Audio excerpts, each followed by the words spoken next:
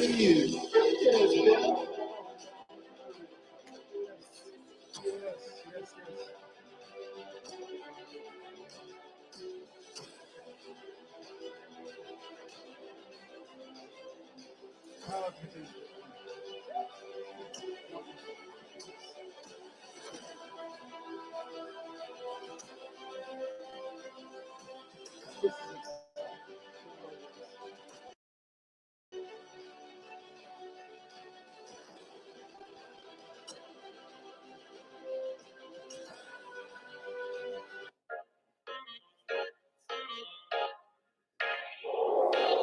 Welcome to Coffee with Democrats, a sensible platform for progressive conversations. Coffee with Democrats is a grassroots movement dedicated to hearing from Democrats, candidates, legislators, and friends from all political backgrounds who want great conversations. Coffee with Democrats is committed to increase Democrat voter registration and Democrat voter turnout by making voting more exciting and meaningful. And now here's your host of Coffee with Democrats, Kevin Dawson. Well, good morning. Good morning, everyone. It's so exciting to be here live and in person. We are with Senator Mary Boren. She is such an outstanding representative for the Democratic Party here in Oklahoma. She's such a highly respected individual within Oklahoma as well. She's got such talent, education, experience, everything that you would ask for a senator to represent you. And I can be very proud to say that she is my senator. So thank you very much for being with us today, and thanks for joining us. So we're going to have a couple of, we're going to have a little time together today and a couple of things to talk about. So I want to welcome you. I want to welcome everybody to be able to listen in.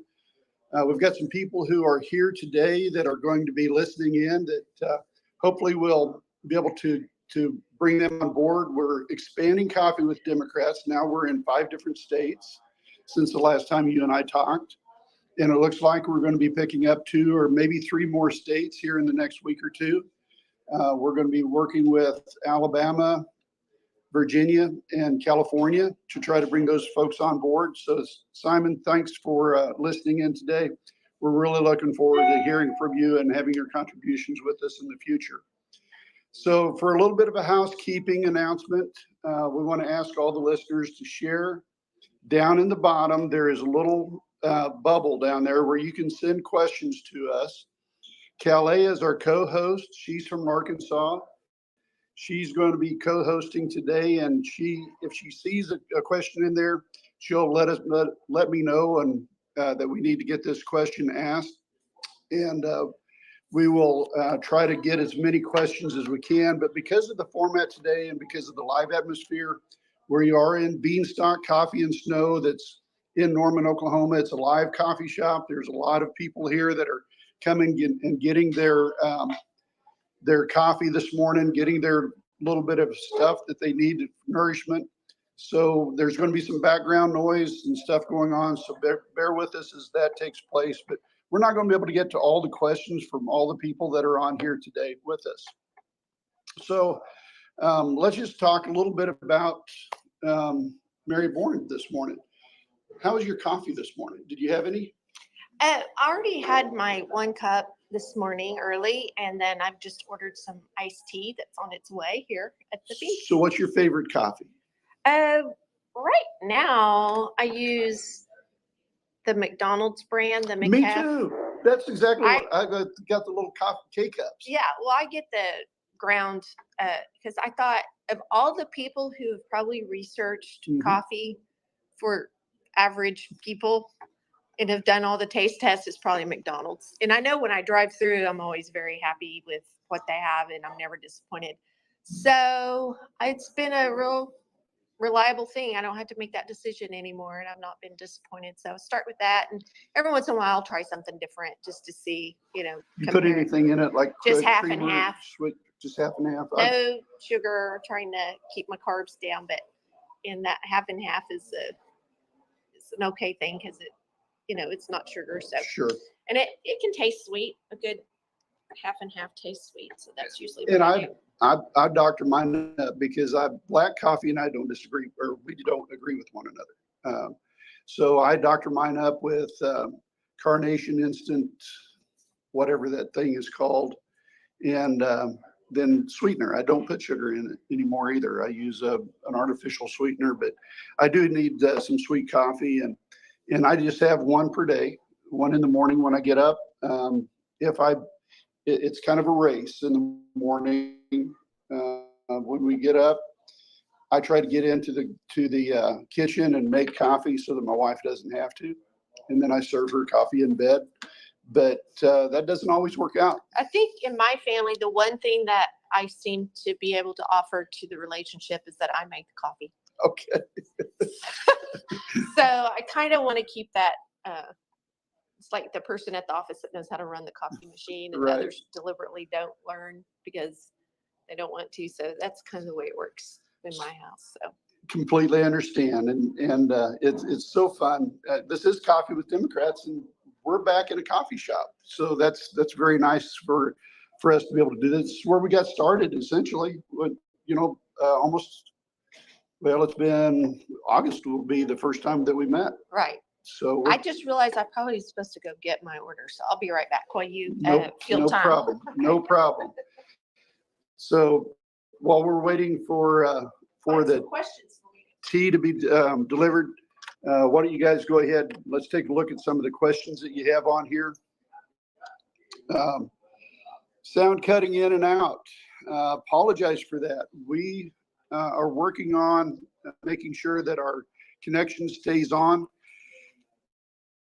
Where we are at, we have really good 5G connection here. Don't connect to the internet so that we don't run into a bandwidth issue in a public space. So I stay on the 5G, and we're really close to a tower right across the street from one of the bigger towers here in northern Norman.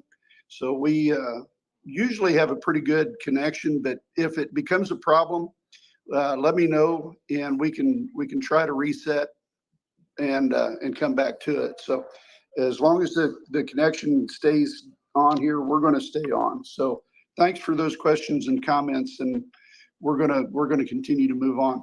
So today's June 1st. Your legislative session is over with.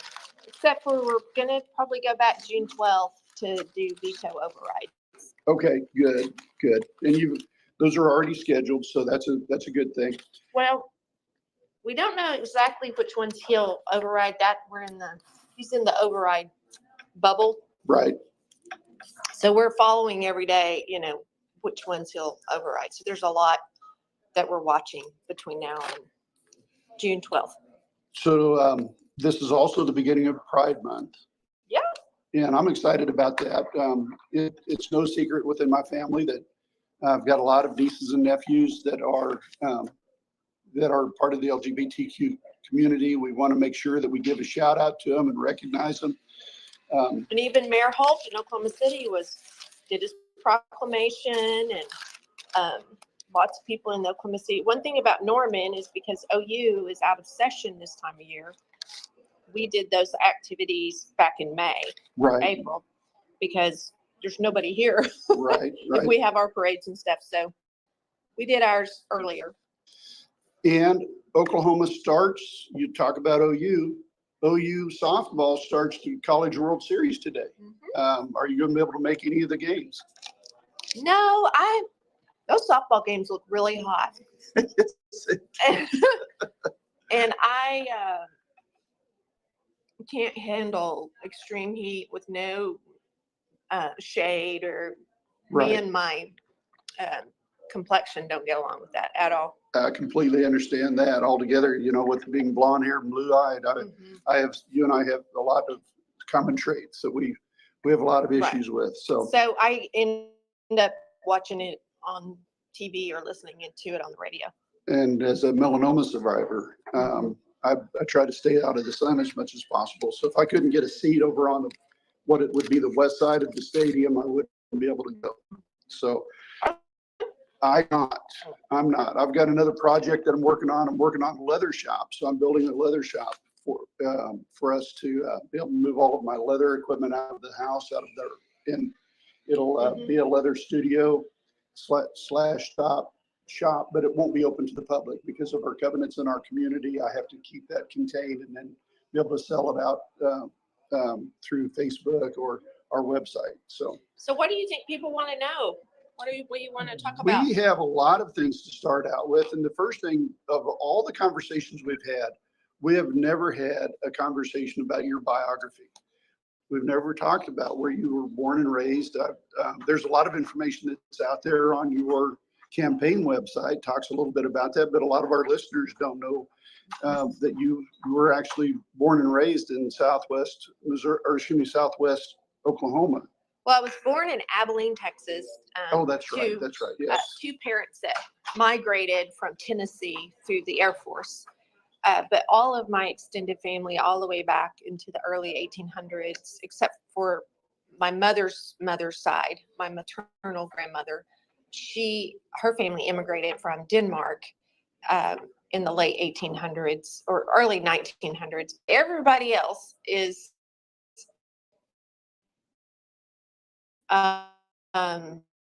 from North Carolina or Virginia to all the way. And then so Bedford County, where my dad is buried, is full of my ancestors. And so they migrated to Abilene, Texas, and that's where I was born. And Dad was getting his degree in Greek New Testament from Abilene Christian. And then he ended up trying to be a preacher for a while, but he wasn't dynamic enough. He was more of a scholar and less of a orator. And he ended up going through Department of Human Services in Texas, and then transferred, became a house parent at a children's home in Southwest Oklahoma in Tipton. And right. I moved to Tipton when I was about 7 or 8. And I went all the way through high school there, and that's where I graduated. And then I got a scholarship to Cameron, which is right down the road. You know, the difference, it's just, Lawton. Yeah, in Lawton. So Lawton is one of the biggest towns down in Southwest Oklahoma. So I went to Cameron, and then my uncle from Tennessee, my mother's brother, who still lived there, we just saw him over the weekend. He told me I could try law school, and I didn't have any other professional opportunity that I could see with a communications degree. And so I applied for law school at Texas Tech, Oklahoma City University, and OU. Okay. And Don Davis from Cameron, who was the president at Cameron University, I was on the presidential scholarship, and he told me I should really go to OU. It was a lot less expensive than OCU, and that if I wanted to do anything in Oklahoma, I really needed to be affiliated with the University of Oklahoma. So I listened to him.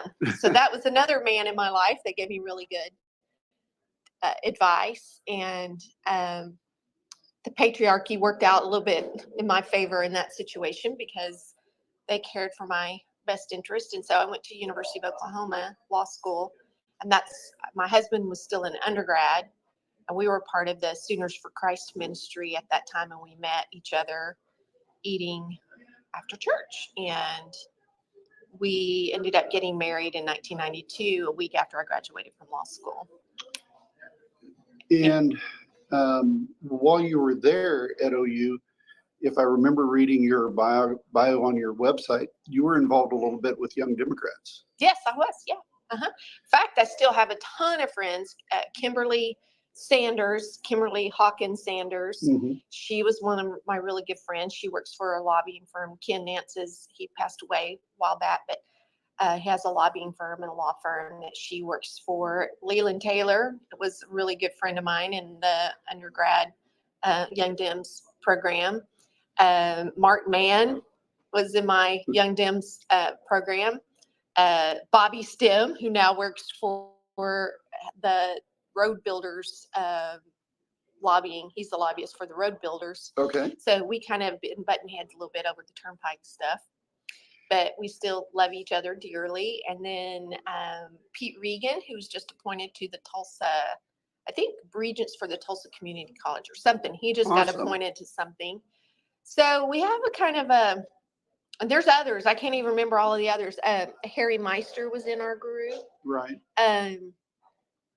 They're going to get mad at me because I couldn't remember all their names right now while I'm sitting here. But yeah, we were in the Young Dems together and had a really good time. And I went to the Chicago convention because my sister lived there at the time and just ran all over Chicago when the Democratic convention was in Chicago. And In the early 90s. Right? yeah, it was so much fun. Right. It Yeah. was a lot of fun. Yeah. I was, I've, in my previous career, one of the jobs that I had, I was headquartered out of the Ogilvy Transportation Center, which is downtown Chicago. And that was a great fun. It was from a person who grew up in Midwest Oklahoma, Kansas area, and then having a job in downtown Chicago. That was quite a dichotomy for me to, it was really took me out of my comfort zone a lot. So let's talk a little bit about some of your activities with your political career. What caused you to become could it be that you wanted to get involved with politics because of being a young Dem, or was there other influences that caused you to want to get into politics? Well, I was kind of always more of a civics fan. I was more of a fan of democracy. Sure. When I was at Cameron, that was when it was 1988. And in my history class, well, I started off voting when I first voted, I voted for Reagan in 1984. Right. Because that's when I was 18. And so then I went to Cameron and took a history class, and the history professor started charting the deficit. He put it on a big graph, which is so hilarious because we're still the same deficit graph would still apply. Right. Is that Republicans are really the ones that are less likely to tend to the deficit than Democrats. That Democrats will raise revenue. Republicans don't like raising revenue. Right. But they'll spend anyway. Right. And at least Democrats will raise revenue, monitor spending, and try to keep it within the realm. And Bill Clinton was the only one that ever lowered the deficit and passed a balanced budget. Right. So that graph really changed because one of the reasons why I voted for Reagan as an 18-year-old was the deficit, and I was real concerned about that. And then that kind of opened my eyes, like, well, maybe I've been, sold something. And then somewhere along the way, I guess because I was in the Plus program, one of my classmates, Donna Wilson, was an African-American young woman that I was going to school with, and she invited me to be a part of the Black History Bowl, or maybe I wanted to be a part of it. I don't remember. I ended up on the Black History Bowl team. And when I started really reading Black history, it really helped me see more about systemic problems. Correct. And how the idealized version of democracy that I had, how I was raised in rural Oklahoma, and then also carrying over that legacy from Tennessee of seeing democracy as kind of a romantic view of how everything went down, and even just that apologetic version of the Southern history. Right. I was kind of picking up on tones of that from going and seeing my family in Tennessee, and just the little bits and pieces that could get through my training.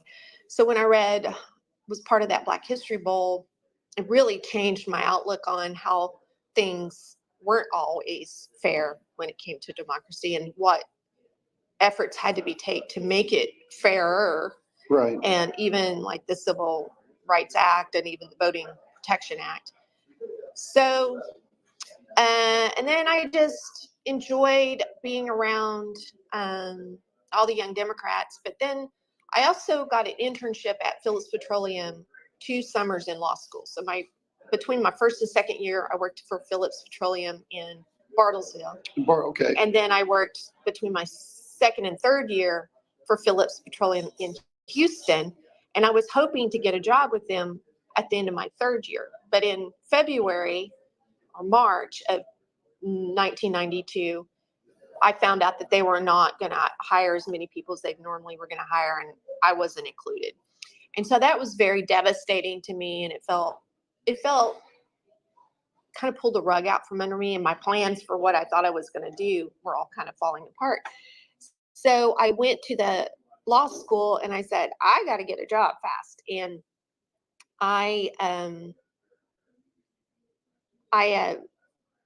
they told me about the Carl Albert Executive Fellowship. Yes. And so I said, okay, what's that? And they said, well, you can do this, and it doesn't count against their FTE, but you can work with an agency. So I got placed with the Attorney General's office, and then I shifted over to the state regent's office. And in the middle of that, Governor Walter's staff needed extra help reviewing legislation at the end of the session. So this time right now that we're in right now, Right. I was a baby lawyer reviewing the stack of bills Right. for the governor's consideration. And so I didn't get the real interesting ones. I got all the little boring ones. One was a Boll Weevil Act bill that I remember. Right. Another one was how to dump the waste of your boat, changing how we do that. So they were not very interesting, but there was one that was a payday lending bill that David Blatt came and lobbied against. And that really kind of opened my eyes a lot about how those kinds of issues were dealt with in Oklahoma. So as I got more involved in that Carl Albert Executive Fellowship stuff, and I had actually worked for a governor and met face to face with Governor Walters, it really showed me more of a lane of how all that worked. And I was always kind of like a staffer policy person. And I thought about running when I was right out. I lived up in Angela Munson's district In Oklahoma City. And because we were by the Health Science Center, my husband was going to medical school there. And I met with Stratton Taylor about, the likelihood of me running. And he was pretty much like, that ain't happening. You're too young and you live in the wrong district. And so I just pretty much let that go. But I stayed very involved in for childhood, child advocacy stuff, and just started working more legally in that child advocacy, volunteering for the Oklahoma Lawyers for Children and groups like that. And then I had kids, and so then I became more involved in had a kid that was on IEP, and I was really focused on disability. Also, when I was with the state regents, I wrote the recommendations for implementation of the Americans with Disabilities Act. That came out in right around 1990, and the implementation was like 1992. Okay. And so I was charged with explaining to all those college presidents throughout the state of Oklahoma what that meant for them and what they were going to need to do. And then also I presented to all of the state agency fiscal plant leaders about the Americans with Disabilities Act. So that was even before I knew I was going to have a kid that was going to be on the IEP. So that is it's a long thing. I was always around it, but I can't say that I had one of these days I'm going to run for office. I didn't have that. I had more of, it should work this way, and there's a lot of roles that you can have, and I was content with the different roles that I had along the way. Can we go back to that one day or that one moment in time where you just sat down probably with your family and said, I've got to run? Well, I want to back up just one little thing. So in 2008, I was in my house, and it was 2007, and I saw Barack Obama's speech that he gave in the February that was really cold, and it was in Springfield, Illinois, Right. on the steps where he announced. And so he was on my radar, and so I signed up for alerts and stuff. And then I got an email in 2008 that said, hey, we need voter protection attorneys in Texas to help with the primary. And that was the March 2008 primary. And I'm like, well, I'm an attorney and I'm close to Texas. Texas is a big state. I live in Norman. You can get to North Texas pretty easy. So I signed up, and they were calling for attorneys all over the region, New Mexico, Colorado, all around Texas. And so I signed up to get trained. And before you knew it, I was assigned 2 precincts in northern Texas on precinct day, on primary day. Took my son, my oldest son, who was in 6th grade, I think at the time, and we drove down there, and he did photo protection work with me. And what I recognized in 2008, what it felt like to be identified as somebody that cared, and the boundaries of where I lived, and the party that was in charge, and us being even a state that was even at play, Right. was not a barrier because of the kind of campaign that President Obama was running. Right. And I knew what it felt like to be empowered and engaged because of the kind of campaign that was being ran. So fast forward to 2016. I realized after President Trump was elected that we absolutely have to have more women run for office. We absolutely have to have more women understand the political process and have political capital that can have more influence on things, because a lot of the reason why he was elected was because of a high tolerance for misogynistic Yes. attitudes towards women, and especially I saw, because of the number of people of faith that were supporting Trump and how he treated women. It also showed me that there was a high tolerance within American Christianity for misogynistic attitudes towards women, and particularly as moral leaders or religious influencers. It is a patriarchal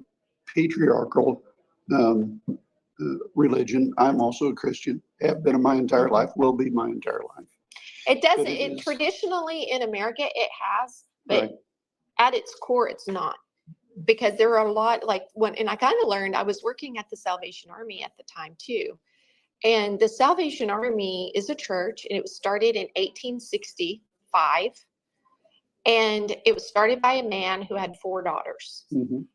And so from its outset, all the way back in the 1800s, his daughters went to seminary, and they became grounded in preaching and theological grounding. And I saw Christianity being able to actually do the mission of feeding the homeless and caring for those that are addicted to all kinds of addictions, and the widows, the orphans, all of the things in the New Testament. So that when I started seeing that there's actually Christian expressions that weren't so misogynistic towards women, and that I saw the scripture that was there, and I that inherently way back then there were women that were very involved in, Sure. like the woman at the well. She was basically an evangelist that Right. saved a whole village With a penny. Yes. So I think it doesn't have to be that way in America, but something about America's temperament towards women and how religion can be used the way it has is unfortunately has taken that track that has caused a lot of problems. So when all of that happened, I realized, oh my goodness, the only way that we can fix this is for women to step forward to not only be seen as legitimate political leaders, but also legitimate theological leaders. That was going to be the only way that we could have democracy be more consistent with what the aspirational goals of democracy in America, that it required women to step forward. And second piece of it was, and they need to run a campaign that's not hierarchical. Right. Because if we run campaigns that are hierarchical, where we have kingmakers and people that have the traditional pipeline of money, and then you go ask permission from them. Can I run? Would you support me? Mhm. Then it just perpetuates that same kind of assimilating Right. attribute of women, as opposed to where we end up following in line instead of us empowering more of an egalitarian um, access to information and resources to be politically empowered.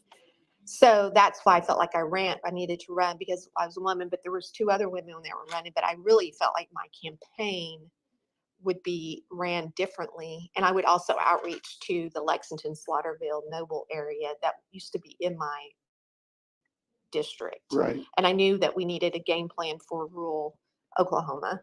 I still believe that. Right. And so I wanted to do those 3, that main things, how I'd run a campaign, how I would do outreach to the rural areas. That I felt like I needed to live that out. But then personally, the big reason personally why I needed to run is I felt that we were in a very, very dark place, and I needed to meet the people who were devoted to the good of others, because I was very, very discouraged by what I was seeing with President Trump's election. I needed to see who the people were that I could join up with. Right. And I knew if I didn't run, I couldn't meet them. And if I ran, I would get to meet them, like I got to meet you. Yes. So if I hadn't run, and if I would have just kept, practicing law or being a school counselor, I would not have gotten to meet the people that I got to meet that actually filled my bucket with hope, so that I could keep surviving these very dark times. So you mentioned earlier that you worked a little bit down in Texas with election laws and things like that, which kind of brought me off topic because we wanted to talk more about you, but thought maybe we could diverge just for a little bit and talk about current events. Sure. With the Texas Attorney General impeachment and his actual admission to being involved with voter suppression and voter election interference.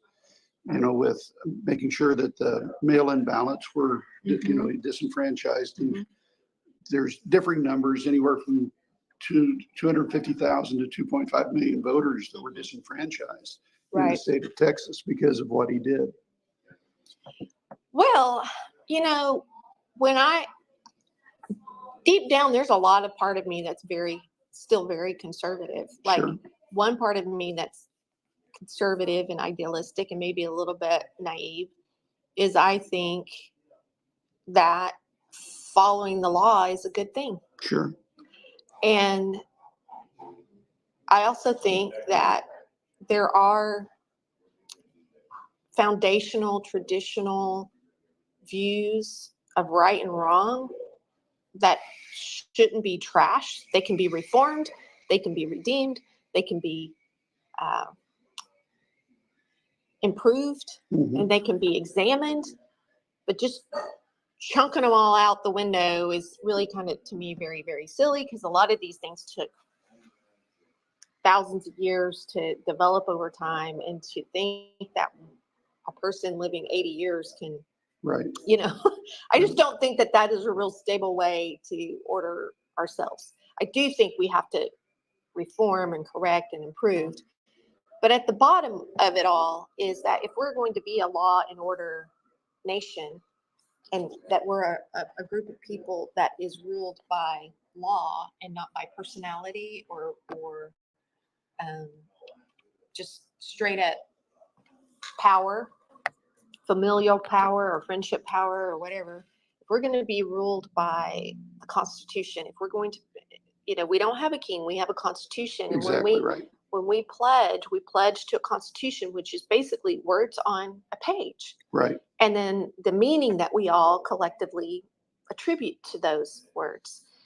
So you're no longer a conservative when you're becoming an authoritarian. Exactly. When you think that you can't trust the rule of law, or that you can't invest in the process to improve the rule of law, to be more equitable, to be more fair. If you've just given up on all that and you're going to go on this third rail out to disobey the law in order for you to get power, you're no longer conservative. You're no longer in favor of democracy. You're straight up authoritarian. And that is outside of law and order.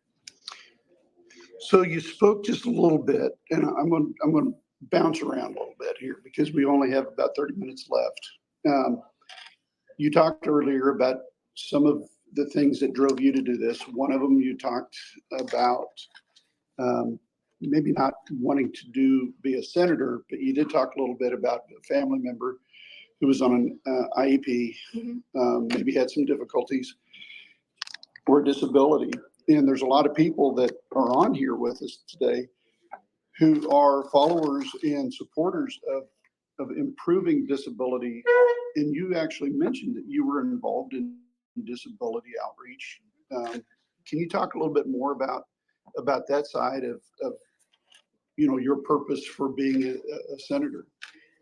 Yeah, so I was a school counselor and I sat on IEP meetings. My sister has her PhD in school psychology, and she also is a licensed professional counselor, and she oversees the accommodations for preschoolers, birth through kindergarten, and especially a lot of kids with autism. And so special, she's a school psychologist, which is basically the brainy part of special ed. Sure. So she enforces or monitors and makes sure that the accommodations are provided. So between the two of us, and then me becoming a school counselor and then having the legal background with Americans with Disabilities Act, I learned a lot just by enforcing or reviewing the Americans with Disability Act, that what makes America unique is that we do not segregate people based on disability in school.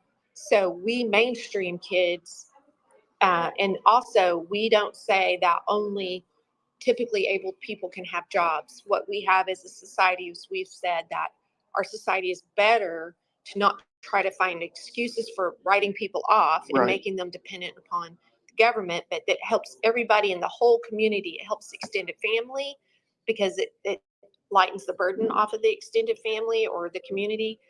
And it also helps those typically able people to be better people to work alongside, and you learn a lot of resiliency from people that have disabilities, and how accommodations can be such an avenue for flourishing. And we all, even though I don't have I could probably be disabled because of my eyesight. If back in the old days, I'd probably be blind without contacts and all this other stuff that I have to use. But I think we all learn about the goodness of accommodations, and it helps us separate the biases that we have of, well, you can't do the job because you're a girl, or you can't do the job because you're too skinny, or you're too tall, or you're too right. Accommodations say, well, wait a minute, what is the actual job duty? And is there another way that you can do it? I dislocated my elbow a year ago. And so because I knew about accommodations, I had the hope within myself to know, oh, look, you'll still be able to get around. This is just temporary. So understanding the goodness of accommodating one another and not having unnecessary barriers to other people's full participation. Right. And that goes over into, gender identity and sexual identity. A lot of these things that we've treated as typical barriers, we can look at and examine more and say, really, is that really a barrier? Should that really be a barrier? So that's why I care so much about it. And actually on the voucher situation that came up through the legislature, that was one of my biggest arguments against vouchers, because it is funding a segregated system for people with disabilities. They have written it into the law in Oklahoma that a parent will be expected to waive their disability rights. And then the school can pick and choose what kind of accommodations or what kind of services that they're going to provide. And they can just straight up say, we don't serve people like you here. Right. And to have a taxpayer system that validates that kind of discrimination against people with disabilities just kind of crushed my spirit. And I just think that we've really gone backwards. And I really do think that there's going to be a lawsuit that goes along with that. Sure. We do need more disability attorneys in Oklahoma because there's just such widespread disregard of the law. I think we need a lot more attorneys in Oklahoma that will advocate for people, show up in court and win cases, not write letters or have a meeting here or there, or make a phone call. We need to have some big wins in the court to change how Oklahoma is doing things when it comes to accommodating people with disabilities. So Tornado Tiffany just threw out a shout out to school psychologists. Yeah. So that was a wonderful thing for that interaction. So thank you, Tiffany. We appreciate that. Also, one of the people that were on here just a few minutes ago and she dropped off was Madeline Ryan Smith. She's from Georgia. She's running for Georgia House District 158. She's one of our close friends and advocates. She's blind, and she talks to us on here quite often about how the discrimination is built into the law, so that a person with a disability, so as an example, is legally blind, they could actually discriminate against you based on and give you a different pay rate scale. Right. So, Yeah, that's the thing is where you look at systems that are designed to help, are they really designed to trap? Right. And that's where a lot of the policies aren't being written or have enough effective input from people that are living with disability. It's also very true that there is a lack of productive conversations that improve laws. But, you know, when you have a governor that's really eager to sign a piece of legislation that straight up discriminates against kids with disabilities, it just tells you that the tolerance in our state to really do things healthy is not here. And that's why I feel like federal litigation is going to be the only thing that kind of shakes them out of it. And when I was a school counselor, that was the thing that tended to change attitudes. There was a big case that came out of Moore about a kid with diabetes wasn't able to eat a snack in class. And they ended up, the federal government came in and did an audit of every school in the whole district on their processes for accommodating kids with diabetes. And it changed their attitude. So that's where I've spent a lot of my time now, is helping people find lawyers to help stop and to hold government accountable. And that still is one of my missions at the Capitol. When I asked Mary, what is your why in light of the challenges that you face? I said, I really do want to empower Oklahomans with the skills they need to hold their government accountable. That's what I did with the Turnpike, Pike Off folks, right. is empowering them with the resources and the information they need to hold government accountable. And I want to do that for people with disabilities as well. Did that with teachers, that whistleblower teachers, help them find lawyers to be able to sue the state for the violations they've experienced. So spend a lot of time helping people find lawyers in Oklahoma. Right, right. So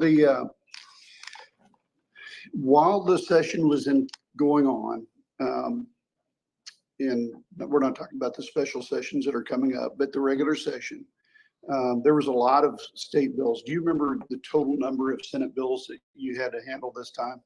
They were I don't keep track of those. Yeah, I don't keep track of those. The ones that I kept track of that kind of caused me a little bit of concern. Sure. You know, I pulled them from the ACL website here in Oklahoma. State Bill 108 creates a 3-strike law escalating multiple possessions for dangerous drugs to be a felony.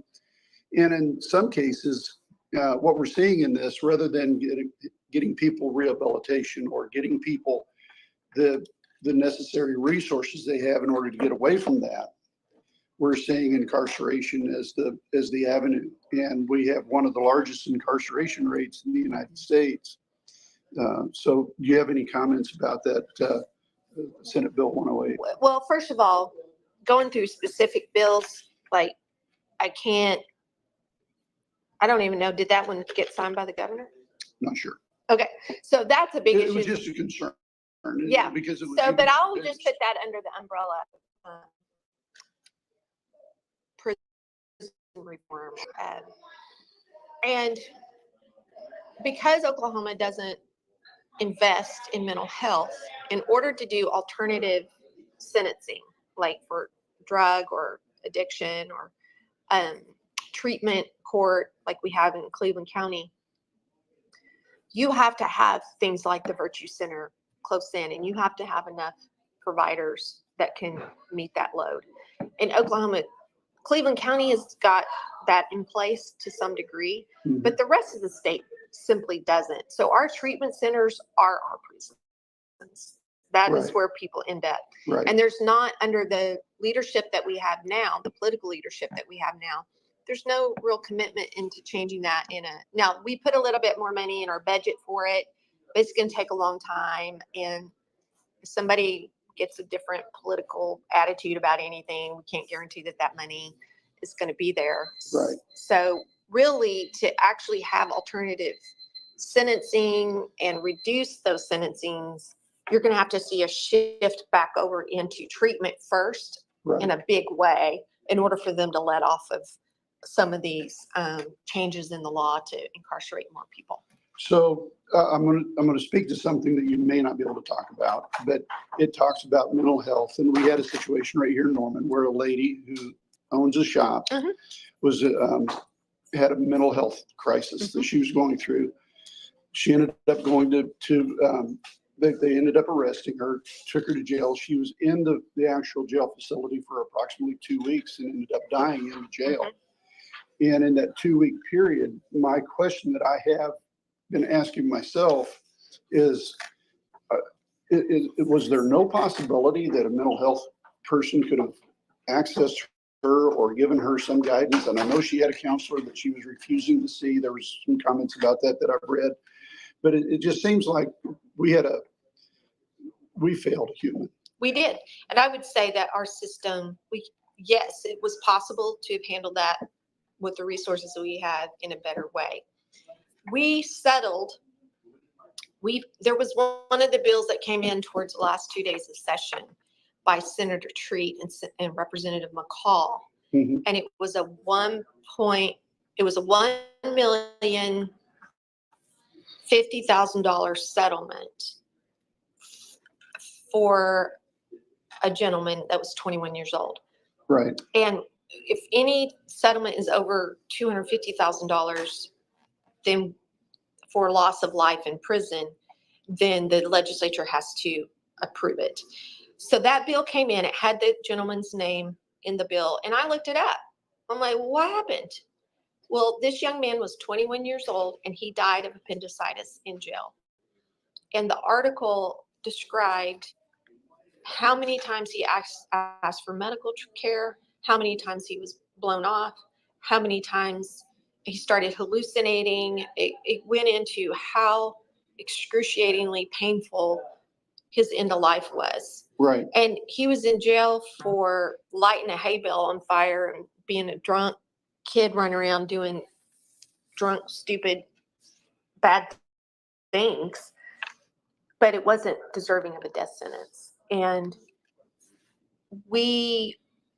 that's where I think holding government accountable is the solution, that we have to, that needs to be one issue that Democrats and Republicans and independents need to organize ourselves around. Right. Is that government needs to be held accountable.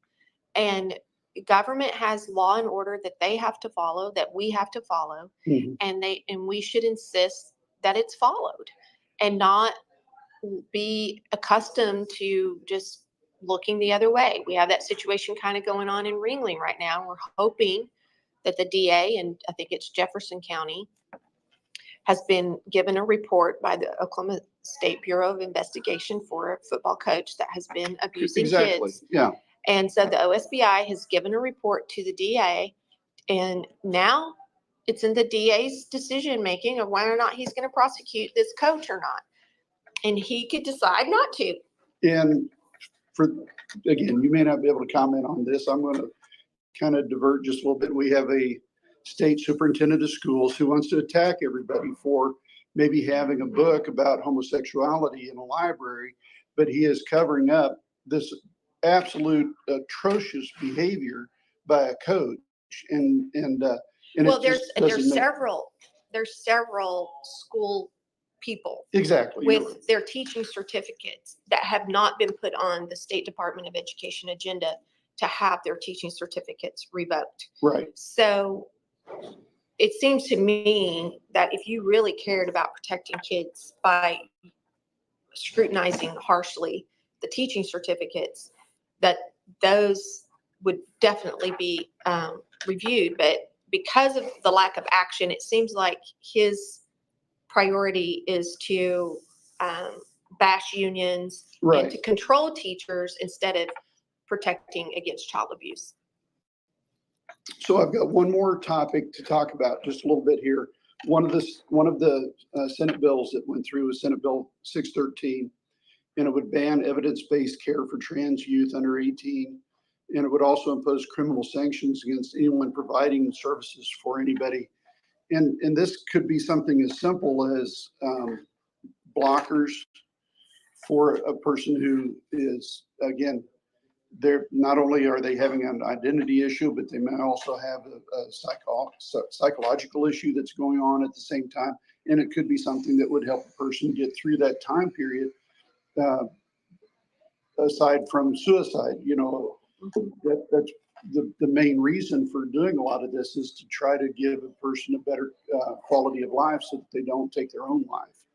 Well, that bill is consistent with the pushback against the Supreme Court ruling saying that a woman has a fundamental innate right to protect her life. Yeah, that was the other thing. So both of those issues are the Republican Party versus medicine. Right. The Republican Party of Oklahoma is taking on medical care of people with different kinds of things that are happening in their life that medicine has been dealing with for quite a while. And the same person, the same doctor, the same endocrinologist that helps with hormone therapy treatment for teens is the same person that does hormone therapy for Right. grown men and grown women that, like, when you go through menopause, you end up having the hormone therapy. Yes, yes. When men have other hormone issues, low testosterone or whatever, the same doctors are the ones that provide that care for everybody. And what these attacks in this criminalization of medical care is going to and is causing us to lose healthcare options for everybody in the state. It is not, even though they're targeting a very small minority of people, it impacts everybody Yes. that needs a board certified physician that does hormone treatment. Right. And that's a lot of people, and that's going to impact our residency program. So our pipeline of physicians is changing, and there are people right now that have decided they're not going to come do training in Oklahoma because they cannot get fully board certified in all of the modules that they need to get, through and navigate this landmine and risk going to jail. Sure. So we're not even talking about regulatory differences about what is best practices and what does the evidence really say. They've gone straight up to criminalizing it. And guess what? Doctors don't like that. Physicians and nurses and people, they don't like having a target that they could go to jail, and they can find other places to practice medicine where they don't have to put up with it.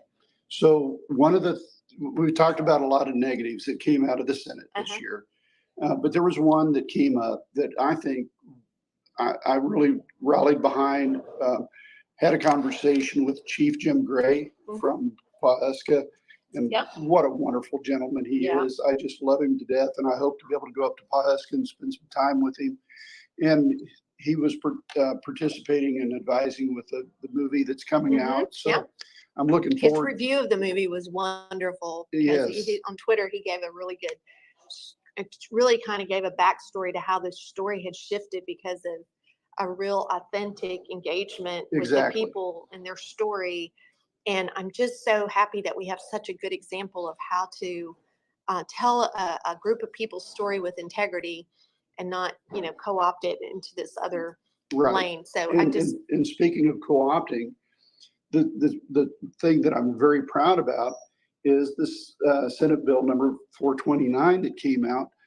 I'm not sure who all the co-authors is it were. the tribal regalia? Yes. Yeah, I was a co-author. That's for who that. I thought. Yeah, I thought you were on that. Yeah. That was such a wonderful thing to hear. I had to lay low and keep quiet and let Senator Montgomery is from Lawton. Right. So he carried the bill. He's a younger guy, and he carried that bill with so much integrity, and he persisted all the way through to be such a young member. And he's in my class. We came in together. Sure. And I admire him so much for his persistence with that bill. But yes, so he had to bring it back to override the governor's veto, which was hard too. Let's talk about that, because that Senate bill, it passed both the House and the Senate. It was sent up to the governor. Mhm. The governor, because of his tantrum that he went on. No, it wasn't. He wasn't one of the tantrum Oh, bills. it wasn't. Okay. No, I thought it was. It was not a tantrum bill. He said he wanted just to let local districts to figure this out, and he didn't want to enforce anything on them. Well, the bill actually says that the school gets to decide, but they have to permit tribal regalia. Right. But they can create a process, like the student brings their regalia and says, Right. is this fitting? And they can, they can have a conversation Right, right. around what is fitting and what's not. So, but right now, districts don't even have to, or they can do things really horrible, like grab feathers off of caps, like that one girl did. Yeah, that was horrible. Right. So the bill actually insists that every district have a process to handle this. But the governor vetoed it by saying that he didn't want to, get in their lane, which if you look at him globally about how he respects tribal sovereignty, is very disappointing. And you would think that a governor in Oklahoma would do a better job of that. But it still falls into that tantrum. It just seems like it was such an ill-informed veto that he put on that. And now that went to override. Yeah. And then but the process of getting those bills, like what Senator Montgomery had to do is that he had to go have a specific conversation with leadership to say, I need this one to be brought back. Right. I have the votes. And so that was actually took a lot of work to navigate all of the stuff that was going on to make sure his bill ended up for us to get to, and it had to go back to the House too. It had to happen Sure. on both sides. And so it was overridden. And so now in Oklahoma, students, it's funny, Senator Hamilton voted yes on the veto override. And he is extremely, extremely conservative. He's part of the Patriot group. And I walked up to Senator Hamilton. I said, why did you vote for that? Because of religious freedom. Right. It's a religious freedom bill. Sure. I said, yes, right now it's an eagle feather, but it could be a cross. It could be any element of religion that you bring because of your family of origin and what they brought to that. And he voted for it because it was a religious expression issue. And I've seen in all other states, a lot of other states, not all, but a lot of other states where the top of the cap has got rhinestones all over it, and it's got their expression. OU does that. Everybody paints a cap. But in the high schools, sometimes they have very, very strict things. Like they'll say you have to wear black pants and black shoes. And I've seen them say you can't walk. Right. If you have on Crocs or if you have anything else. They're really harsh in some of our districts. And we had district call the police on a kid just a year ago that was wearing tribal regalia. We had a kid, the lawsuit that happened with them grabbing the eagle feather off of their hat. That's going to a lawsuit. So this is a civil rights, religious expression. And then it's also, I think, part of our shared experience of being Oklahomans is that we are honored to be able to see what it looks like to overcome genocide, to overcome family separation, and to flourish as a people. And I see the tribal regalia as a evidence of hope for all of humanity, that our ancestors sacrificed a lot for us to have the opportunities that we have. We see it uniquely within the indigenous nations that are a lot of them have been removed to Oklahoma, but not all of them. So, and I'm honored for the opportunity and personally, my family has been blessed by the absentee Shawnee tribe. We're not Sure. members of we're not citizens of that nation, but my husband practiced medicine for them and they paid off his student loans, his teachers, and there's no way that he could pay off in a shorter time. So, but you see that story all over Oklahomans, is that all Oklahomans are blessed and flourish because of the leadership within our indigenous nations that are located in Oklahoma. And I think it's a way to honor the opportunity and the friendship. And I would never say no to being able to have that experience being exemplified in Oklahoma. So we're going to have to call this to a close. It's 11 o'clock and you've got other things that you need to do. She's asking about the tobacco agreement. Yeah. And that's one of the main reasons why we're having to come back June 12th, is we're all expecting that to be vetoed. And we all expect that we're going to have to come back and override that veto. Okay. And I'll ask if we can follow up with that later on in more detail, if there's more detail that you want to provide. So thank you so much for being here. I mean, every single time I spend time with you, the knowledge that I gain is just so immense. And I love being around and just spending this time.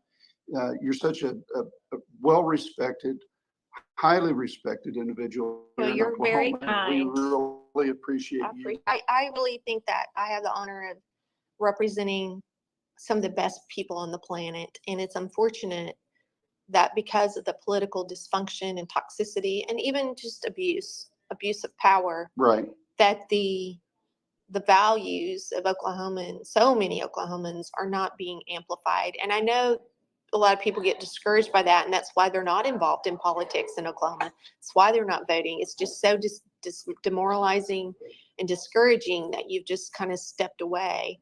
But we really do need people to engage, at least on election day. Sure. And sure. if they want to go back to tending the farm and living their simple, humble lives with integrity, fine. But really do need everybody in Oklahoma to show up on election day and to make a decision, the best one that they can make, and pick a person. And if they blow it, if they violate your trust, then pick a different person. Right. I often say, treat them like your hairdresser. If they mess your hair up, pick a new one. Right. Couldn't have advocated for any better advice. So thank you very much. Thank you. We will be back again. We're going to have some special sessions this Saturday and Sunday. We're going to be in Tulsa at the the Oklahoma Democratic Convention in Tulsa. We're going to be doing some special live Coffee with Democrats events up there. And then next week, we'll be back to talk about what took place in the convention. And we'll have some guest speakers next week talking more about what took place in the convention for the Oklahoma Democratic Party. So until then, thank you everybody for being on here and participating. Love your questions, everybody. Debbie Burleson, thank you so much. Mary says hi back to you. We really appreciate you. And I always got to mention this, two things. She met President Nixon, got to be in the White House, and she was held, picked up by the Beatles. She was actually held by the Beatles. Yeah, she's a celebrity. So I love Debbie, and I love her story and her activism. Her father was a colonel in the Air Force. So anyway, thanks everybody for being on here. Really appreciate it. And until next week, let's be safe. Thank you. Good.